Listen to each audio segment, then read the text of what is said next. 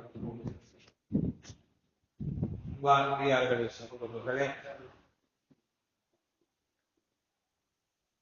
அல்லாஹ் தஆலா நபி யூசுப் நபி அலைஹிஸ்ஸலாத்து வஸ்ஸலாம் அவர்களுடைய வரலாறுடைய ஆரம்பத்திலே சொல்லும் போது, உங்களுக்கு ஒரு அழகிய சரித்திரத்தை நாம் சொல்லுகிறோம் என்று அல்லாஹ் சொன்னார். நஹ்னு நகுஸ்ஸு அலைக அஹ்ஸனல் கஸஸ், அழகான ஒரு சரித்திரம் என்று அல்லாஹ் தஆலா செய்தியை சொல்றான். இதே அந்த சூராவுடைய கடைசி ஆயத்தை முடிக்கும் போது அல்லாஹ் தஆலா சொல்றான், லகத் கான ஃபீ கஸஸிஹிம் இப்ரத்துன் லிஉலில் அல்பாப். யூசுப் நபி அலைஹிஸ்ஸலாம் அவர்களுடைய சரித்திரத்திலே அவர்களுடைய சகோதரர்களை பற்றிய செய்திகள் எல்லாம் அறிவுடையவர்களுக்கு நல்ல ஒரு படிப்பினை இருக்கிறது. இதை பார்த்தா கட்டுக்கதமாறு தெரியும். மாகான ஹதீஸை இஃப்தரா, இது கட்டுக்கதை அல்ல. ஏன்னா நிறைய கதைன்னு சொன்னாலே அதுக்கு பேர் என்ன, கற்பனையும் அடிச்சு விடுறதுதான் கதைன்னு சொன்னான். ஆனா அல்லாஹ் தஆலா சொல்றான், இது கட்டுக்கதை அல்ல, இது உண்மை. இது சில செய்திகளை உண்மைப்படுத்துகிறது. எல்லா வகையான வாழ்க்கைக்கு தேவையானவைகளை அது தெளிவுபடுத்துகிறது. இது ரஹ்மத்தாகவும் இருக்கிறது, நேர்வழியாகவும் இருக்கிறது. மூமினான கூட்டத்தார்களுக்கு இது நேர்வழியாகவும் இருக்கிறது, ரஹ்மத்தாகவும் இருக்கிறது. இதில் நிறைய படிப்பினை இருக்கிறது அப்படின்னு சொல்லி அல்லாஹ் தஆலா சொல்லி காட்டார். இதுல முதல்ல அல்லாஹ் தஆலா சொன்ன செய்தி கனவு அப்படின்னு நாம ஒரு செய்தியை பேசிட்டோம். முதல்ல ஒரு செய்தியே அல்லாஹ் தஆலா கனவு கண்ட யூசுப் நபி அலைஹிஸ்ஸலாம் அவர்கள் கனவு கண்ட செய்தியை பற்றி அல்லாஹ் சொல்லி தருகிறார். என்ன கனவு அப்படின்னு கேட்டா, யூசுப் அலைஹிஸ்ஸலாம் தன்னுடைய தந்தை வாப்பாவுடைய யாக்கூப் நபி அலைஹிஸ்ஸலாம் அவர்களிடத்தில் அவர் சொல்லுகிறார்கள், இன்னி ராயிது அஹத அஷர கௌகபன் வஷம்ஸ வல் கமர ராயிதுஹும் லி சாஜிதீன். நான் 11 பார்த்தேன், 11 நட்சத்திரங்களை பார்த்தேன். அந்த 11 நட்சத்திரங்களும் எனக்கு சஜிதா செய்கிறது. நல்ல வார்த்தை தெரியும். 11 நட்சத்திரங்களை கனவிலே பார்த்தேன், அந்த 11 நட்சத்திரங்களும் எனக்கு சஜிதா செய்கிறது. அதே போல சூரியனை பார்த்தேன், அந்த சூரியனும் எனக்கு சஜிதா செய்கிறது. சந்திரனை பார்த்தேன், அந்த சந்திரனும் எனக்கு சஜிதா செய்கிறது அப்படின்னு சொன்னாங்க. இதுல 11 நட்சத்திரங்கள், சூரியன், சந்திரன், இதை பற்றி நமக்கு என்ன தெரியும், நமக்கு என்ன விளங்கும்? சூரியன் எப்படி சஜிதா செய்யும்? இதெல்லாம் அறிவுடைமையான செயலா? இதெல்லாம் அறிவுக்கு பொருந்துமா? எங்கேயாவது நடந்திருக்கா? ஆனால் பெருமானார் ஸல்லல்லாஹு அலைஹி வஸல்லம் சொல்றாங்க, சூரியனும் சந்திரனும் நட்சத்திரங்கள் எல்லா கோள்களும் அல்லாஹ்விடத்திலே சஜிதா செய்கிறதுங்கிறாங்க. காலையில உதயமாகக்கூடிய சூரியன் மாலையிலே அல்லாஹ்விடத்திலே சஜிதா செய்கிறது.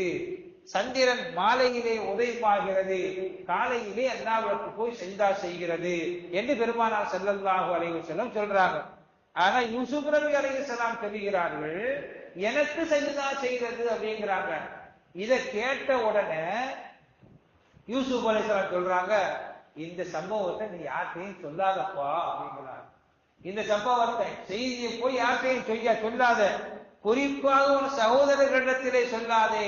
அண்ணன் தம்பிகள் தானே நம்ம நினைப்போம் எல்லாமே. அண்ணன் தம்பிகள்கிட்ட போய் அவங்க போய் சொல்லாத. ஏன்னா செய்தா உங்க அண்ணன் தம்பி நல்லவங்க தான், செய்தா மோசமானவன். செய்தாம எதையாவது பண்ணி அண்ணன் தம்பிகளுக்குள்ள உழப்படியே பண்ண வச்சுடுவான், குழப்பத்தை பண்ணி விட்டுடுவான் அப்படி யார் சொல்றா? யாக்கூப் நபி அலைஹிஸ்ஸலாத்து வஸ்ஸலாம் சொல்றாங்க. அப்ப இதுல என்னதான் இருக்கு அப்படி செய்தி? இதே மாதிரி பெருமானார் ஸல்லல்லாஹு அலைஹி வஸல்லம் மதீனாவுக்கு ஹிஜ்ரத் செஞ்சு வர்றாங்க. மதீனாவுக்கு ஹிஜ்ரத் செஞ்சு வந்து மதீனாவில் அவங்களுடைய ஆதிக்கம் நடந்துகிட்டு இருக்குது. கைபர் போருக்கு முன்னாடி ஒரு பெண்ணு சஃபியா அப்படிங்கிற பெண், அவங்க யாரு அப்படின்னு கேட்டா, மூசா அலைஹிஸ்ஸலாம், ஹாரூன் அலைஹிஸ்ஸலாம். ஹாரூன் அலைஹிஸ்ஸலாத்துடைய வம்சாவளியிலே வந்த சஃபியா என்ற ஒரு பெண்ணு. அவங்க ஏற்கனவே கல்யாணமானவங்க, அவங்க ஏற்கனவே யூத சமுதாயத்தை சார்ந்தவங்க, கல்யாணமானவங்க. அவங்க கணவர் ஒரு யூத பாதிரியாக இருக்கிறார், நல்ல விவரம் தெரிஞ்சவர். அவங்க தகப்பனாரும் யூத பாதிரி, விவரம் தெரிஞ்சவர் அவர். அவங்க ஒரு கனவு காண்றாங்க. சூரியன் அது அப்படியே தன்னுடைய மடியில வந்து கிடக்கிற மாதிரி கனவு காண்றாங்க. நல்லதுல சூரியன் தன்னுடைய மடியில் வந்து படுத்திருப்பதை போல தம் மடியில வந்து சூரியன் உட்கார்ந்து இருக்குது. இப்படி கனவு காண்றாங்க. இப்படி கனவு கண்டு அவங்க வாப்பாட்ட போய் சொல்றாங்க. யார்கிட்ட போய் சொல்றாங்க? வாப்பாட்ட போய் சொல்றாங்க. வாப்பா சவுக்க போய் அடிச்சு போ, என்ன கனவு காண்ற அப்படின்னு சொல்லி போய் சொல்லிட்டார். என்னடா இது, அடிச்சா ஏதாவது காரணம் சொல்லணும், எதுக்குன்னே தெரியாம அடிச்சா ஒரு நல்ல கனவு கெட்டவன் ஏதாவது சொல்லணுமா இல்லையா? ஒரு அடி அடிச்சு அவர் பாட்டில் போயிட்டாரு. உடனே அவங்க தன்னுடைய கணவர்கிட்ட வந்து சொல்றாங்க, ஏங்க இந்த மாதிரி நான் கனவு கண்டேன், சூரியன் வந்து அவர் என்ன பண்ணார், திருப்பி அடிச்சு போட்டு, ஓஹோ மதீனாவில் உள்ள முகமது இருக்கிறாரு, அவர் கணவராக ஒரு ஆசையோ அப்படிங்கிறார். மதீனாவில் இருக்கக்கூடிய முகமது நபி என்று சொல்லக்கூடிய அவரை கணவனாக வைத்து ஒரு மடியில் படுக்க போடுறது நினைக்கிறியா நீ? இவருக்கு நினைச்சாங்க கனவு, அது நம்ம நினைக்க செஞ்சாங்க கனவு. எப்படி அது? அப்ப இந்த சூரியனுக்கும் முகமது ரசூலுல்லாவுக்கும் ஏதோ ஒரு தொடர்பு இருக்கிறது. நல்ல வழங்கணும். சூரியனுக்கும் முகமது ரசூலுல்லாவுக்கும் ஏதோ ஒரு தொடர்பு இருக்கிறது. சந்திரனுக்கும் முகமது ரசூலுல்லாவுக்கும் ஏதோ தொடர்பு இருக்கு. இந்த விளக்கம் யூதர்கள் கூட தெரிஞ்சு வச்சிருந்தாங்க. அதே போல சில நாள்களிலே அங்கே கைபர் போர் நடக்குது. கைபர் போர்ல சஃபியா அம்மா அவங்களை அங்க கைதிகளாக பிடிச்சு வந்தாங்களா இல்லையா? அதுல சஃபியா அம்மாவும் இருக்கிறாங்க. இதுல கைதியாக பிடித்து வரப்பட்டவர்களில் ஒரு பெண் சஃபியா அம்மா. அப்ப பெருமானார் ஸல்லல்லாஹு அலைஹி வஸல்லம் பெண்கள் நிக்கிறாங்க, ஆண்களும் பிடிச்சு கொண்டு வரப்பட்டது. யூத குலத்தில் உள்ள கைதிகள் நிறைய பேர் பிடிச்சு கொண்டு வரப்பட்டது. ஒரு சஹாபி, அப்பாவி சஹாபி, யார சொல்ற, எனக்கு ஒரு பெண்ணு வேணும் கொடுங்களேன், எனக்கு ஒரு பெண்ணு வேணும். அப்ப பெருமானார் ஸல்லல்லாஹு அலைஹி வஸல்லம் சொன்னாங்க, உனக்கு எந்த பொண்ணு பிடிக்குதோ நீ பிடிச்சுக்கப்பான்ட்டாங்க. அடிமைகள் தானே, அடிமைகள். அதனால என்னடா பெண்களை பங்கு வச்சாங்க, தப்பு இல்லை. அடிமைகளை யாரு வேணுமானாலும் எடுத்துக்கொள்ளலாம். அந்த மாதிரி ஒரு சட்டம் அந்த காலத்துல இருக்குது. அரசாங்க சட்டம் நம்ம என்ன செய்ய முடியும்? அரசாங்கம் சட்டம், நாட்டுடைய பழக்க வழக்கமும் அப்படித்தான் இருந்துச்சு. அவ உனக்கு எந்த பெண்ணை வேணும் நீ பிடிச்சு கேட்டாங்க. அந்த மனுஷன் என்ன பண்ணாரு, நேரம் போய் சஃபியா அம்மாவை பிடிச்சார். என்னமோ தெரியல, அந்த முகத்துல அது என்ன பார்த்தாரோ தெரியாது.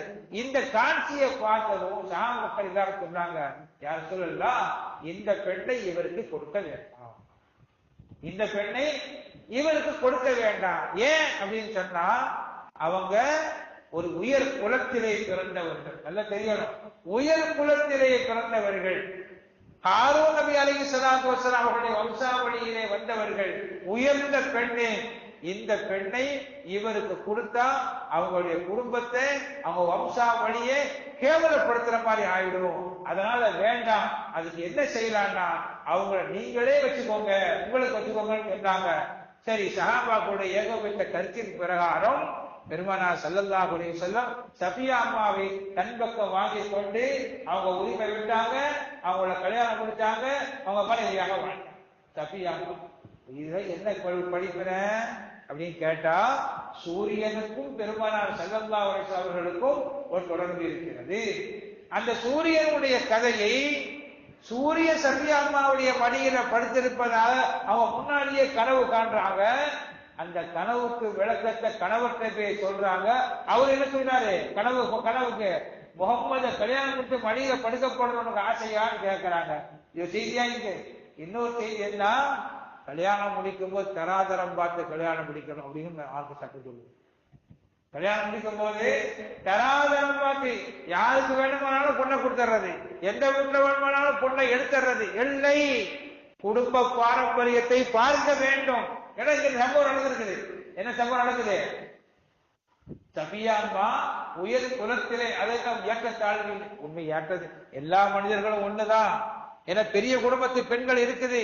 பெரிய குடும்பத்து பெண்களை தாழ்ந்த சாதாரண ஒரு மனிதர் வீட்டில் எடுத்தாங்கன்னு சொன்னா அதனால் சில பிரச்சனைகள் ஏற்படத்தான் செய்யும். ஏற்படுத்தான் செய்யும். பெருமானா செலவாளி சொல்றாங்க, நீங்க திருக்கவுல் மருகூலி அருமை 4 காரணங்களை காட்டி நீங்கள் பொருத்தம் பார்க்கலான்ட்டாங்க. 4 காரணங்களை காட்டி பொருத்தம் பார்க்கணும்.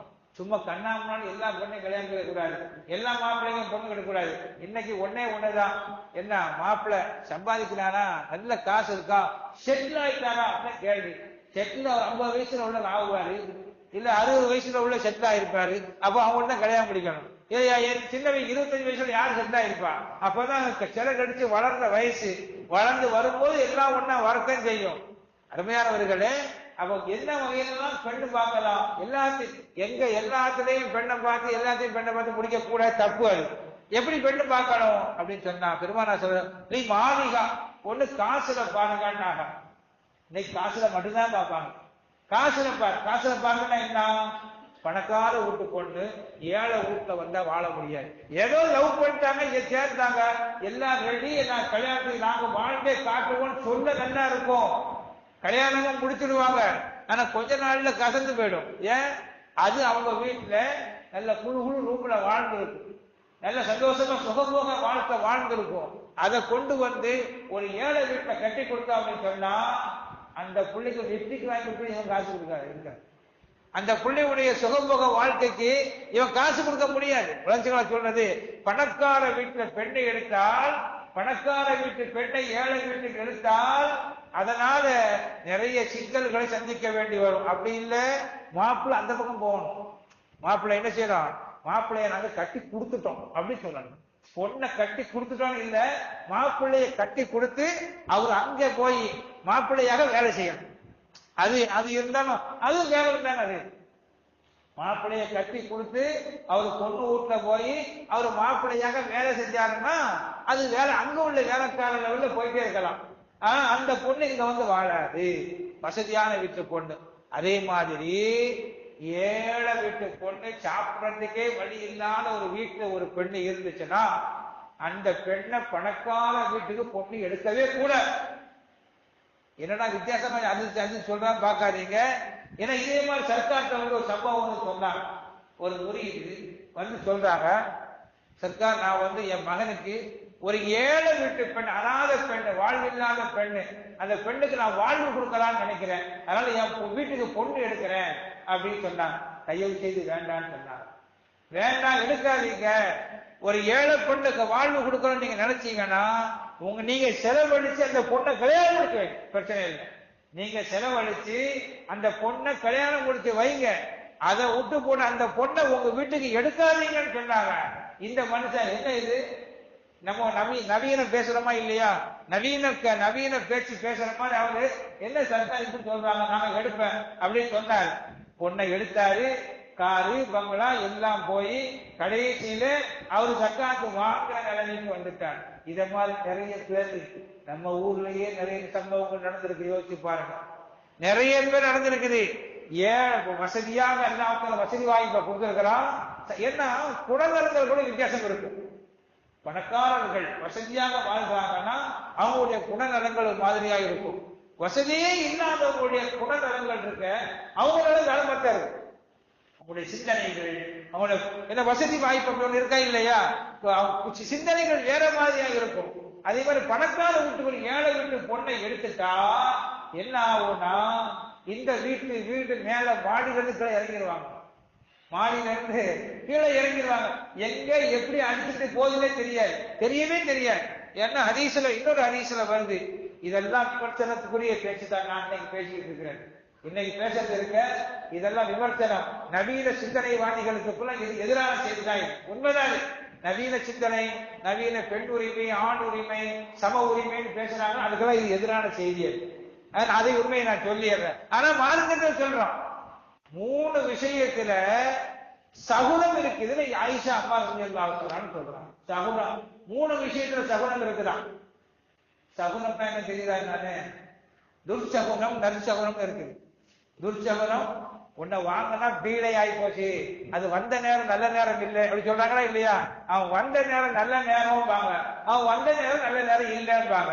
அது 3ல இருக்குது. பெருமானா ஸல்லல்லாஹு சொன்னாங்க. என்ன?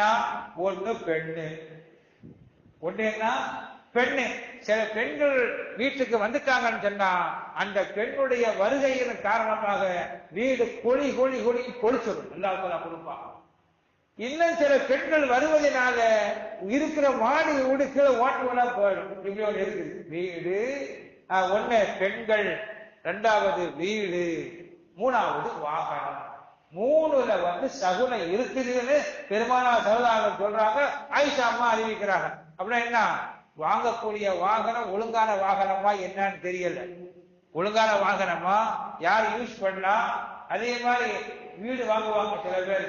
யாராவது சில பேர் இந்த பஞ்சத்துக்கு விற்பாங்க தெரியுமா, கஷ்டகால பஞ்சத்துக்கு விற்கிறாங்க. அவங்கள்ட்ட போய் வீட்டை வாங்கிட்டோம், அந்த முசீபத்து நம்ம தலைவர் இருக்கு. நல்லா பாதுகாக்கும். அதனால பஞ்சத்துக்கு விற்கிறவங்கள்ட்ட வாங்குவதை விட தவிர்த்துக் கொள்ளணும்.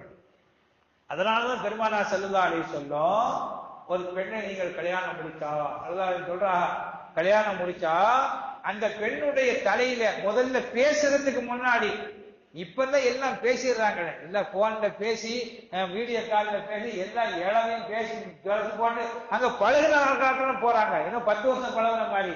பெருமானார் ஸல்லல்லாஹு அலைஹி வஸல்லம் சொல்றாங்க, ஒரு பெண்ணை கல்யாணம் முடிச்சா அந்த பெண்ணிடத்திலே பேசுவதற்கு முன்னால் முதல் சந்திப்பில அந்த பெண்ணுடைய முன் நெற்றியை புடி, முன் நெற்றியுடைய முடிய புடிங்கிறாங்க ஸல்லல்லாஹு அலைஹி வஸல்லம். புடிச்சு அல்லாஹ்வும்ம இன்னி அஸஅலுக கைரஹா கைரமா ஜபில்தஹா, யா அல்லாஹ் இந்த பெண்ணுடைய நலவை நான் கேட்கிறேன். இந்த பெண்ணை எந்த இயற்கையில் படைத்திருக்கிறாயோ அதனுடைய நலவை நான் உன்னிடத்துல கேட்கிறேன். அதே மாதிரி அஊது பிக்க மின் ஷர்ரிஹா, இந்த பெண்ணுடைய தீங்கை விட்டு நான் பாதுகாப்பு கேட்கிறேன். ஷர்ரி மா ஜபில்தஹா அலைஹி, இந்த பெண்ணை மனிதனாக எல்லாத்துக்கும் ஒரு தீங்குன்னு ஒன்று இருக்கும். இந்த பெண்ணை என்ன தீங்குக்காகவே நீ படைச்சிருக்கிறியோ, இதனுடைய பெண்ணுடைய படைப்பில விதியில என்ன இருக்கோ அந்த தீங்கை விட்டு நான் பாதுகாப்பு தேடுகிறேன் அப்படின்னு பெருமானார் ஸல்லல்லாஹு அலைஹி வஸல்லம் ஒரு பெண்ணை கல்யாணம் முடிச்சா நீங்க ஓதலான்னு சொன்னாங்க. கல்யாணம் முடிச்சா எத்தனை பேர் ஓத முடியுமா? தைரியம் இருக்கா? முதல்ல ஓதனமான ஒரு கேள்வி. ஓதுறதுக்கு தைரியம் இருக்கு. நான் ஓதினேன். சரி, நினைச்சீங்களா? ஓதினீங்களா?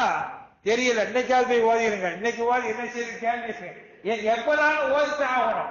அதே மாதிரி சொல்லுவாங்க, கைரகா கைரமா பீகா கைரமா பாடா, இந்த பெண்ணு, இந்த பெண்ணுடைய நலவை, இந்த பெண்ணுக்கு உள்ள நலவு, இந்த பெண்ணுக்கு பின்னால என்ன இருக்கு அவரோட நலவு, இந்த பெண்ணுடைய தீங்கு, இந்த பெண்ணுடைய இயற்கையான தீங்கு, இந்த பெண்ணுக்கு பின்னாடி இந்த தொடர்ந்து வரக்கூடிய தீங்கு எல்லாத்தையும் விட்டு இன்னைக்கு பொண்ணுங்களுக்கு அப்போது சொந்த கருத்து முடிவு பண்ணிட்டான். என்னமோ ஏதோ அப்ப பெருமானார் சொல்றாங்க, இதெல்லாம் ஓத சொன்னாங்கன்னா என்ன அர்த்தம்?